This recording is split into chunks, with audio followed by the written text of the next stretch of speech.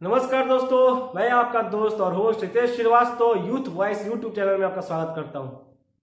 दोस्तों, जैसा कि आप सभी जानते हैं कि मैं प्रतिदिन अखबारों के न्यूज लेकर आता हूं उनके लिए जो लोग पर डे अखबार नहीं पढ़ पाते हैं, जिसमें बक्सर के 5 खबरें होते हैं जो अखबारों से होते हैं और एक वैसे न्यूज जो राष्ट्रीय स्तर के हो या राज्य स्तर के हो उसका विश्लेषण होता है।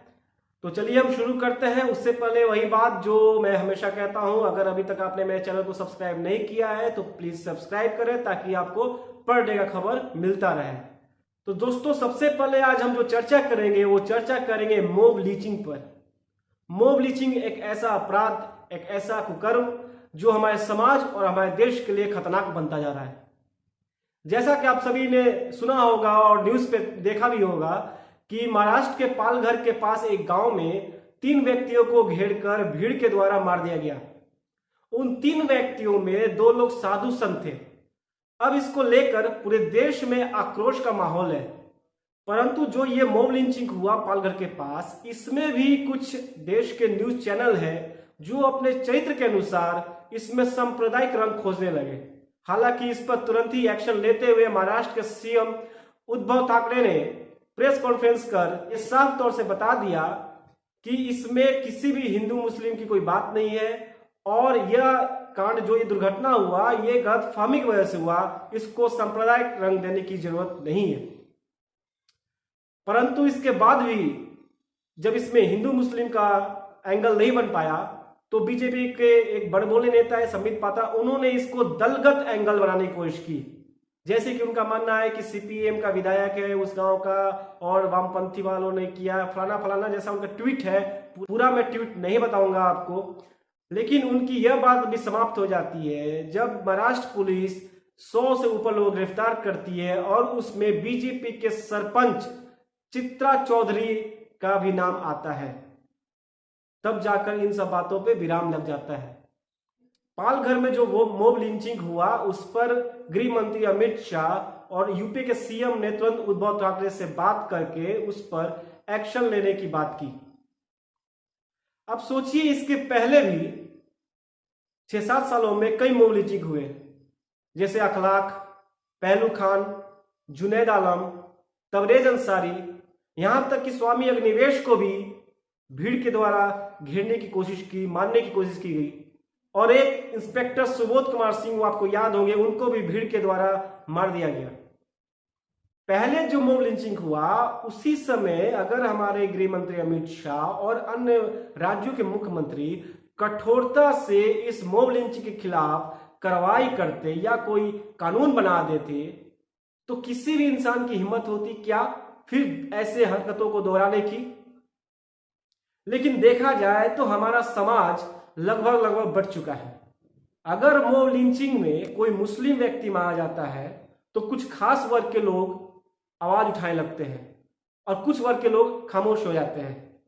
वैसे ही अगर कोई हिंदू कौम का व्यक्ति मारा जाता है, जैसे अभी साधु संत मारे गए हैं, कोई हिंदू कौम का व्यक्ति मारा जाता है तो एक खास वर्ग के लोग ज्यादा ही तेज में आवाज उठाने लगते हैं और कुछ लोग धीमी आवाज में बोलते हैं या शांत हो जाते हैं।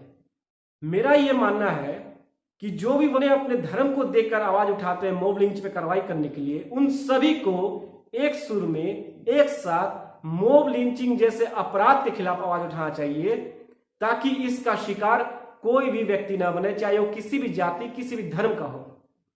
एक तरफ ये भी देखिए कि कुछ लोग ऐसे भी हैं जो मॉब लिंचिंग में आरोपित व्यक्ति को फूल माला पहनाकर सम्मानित करेंगे और भारत माता की जय और वंदे मातरम नारों के साथ स्वागत करते हैं। तो बताइए, जब इस तरह की हरकतें होंगे तो मॉब लिंचिंग करने वाले आरोपियों की हिम्मत खत्म होगी या उनका हौसला बढ़ेगा? फिर किस प्रकार हम ऐसे मानसिकता वाले लोगों को रोकेंगे? इसलिए बहुत जरूरी है कि मॉब लिंचिंग पे कानून बनने के साथ साथ वैसे व्यक्तियों पर भी सख्त कार्रवाई की जाए जो मॉब लिंचिंग में आरोपित लोगों को सम्मानित करते हो या उनका हौसला बढ़ाते हो। दोस्तों, हर वक्त और हर अपराध में हिंदू मुस्लिम न खोजे, क्योंकि आपके इस व्यवहार के कारण देश के नेतागण राजनीतिक रोटियां सेक कर अपना फायदा करते हैं और इस समाज और आपका नुकसान करते हैं। तो आप एक सच्चे हिंदुस्तानी, सच्चे नागरिक की तरह इस अपराध के खिलाफ होइए, न कि किसी धर्म, किसी जात के खिलाफ। और अब शुरू करते हैं बक्सर का टॉप 5 न्यूज। और पहला न्यूज ये है कि बक्सर में 4 नए कोरोना मरीजों की मिलते ही टोटल मरीजों की संख्या 8 हो गई है। ये चारों एक ही परिवार के हैं, जिसमें 3 महिला और 1 पुरुष है।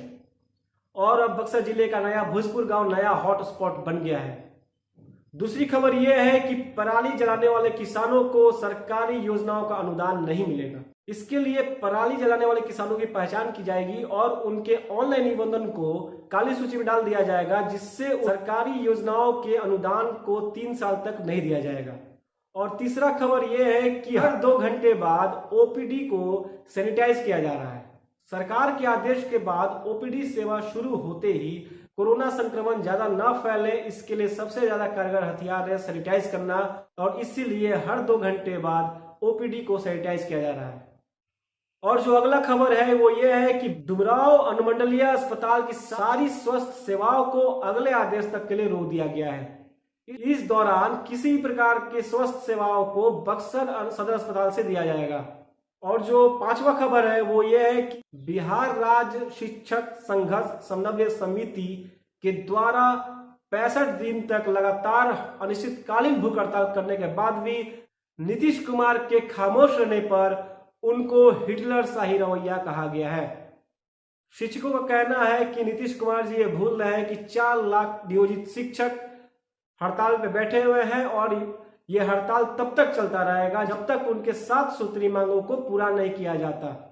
तो दोस्तों, आज का न्यूज समाप्त होता है और हम कल फिर मिलेंगे बक्सर के 5 न्यूज और 1 न्यूज राज्य या राष्ट्रीय स्तर का। तब तक के लिए घर में रहे, सुरक्षित रहे। जय हिंद, नमस्कार।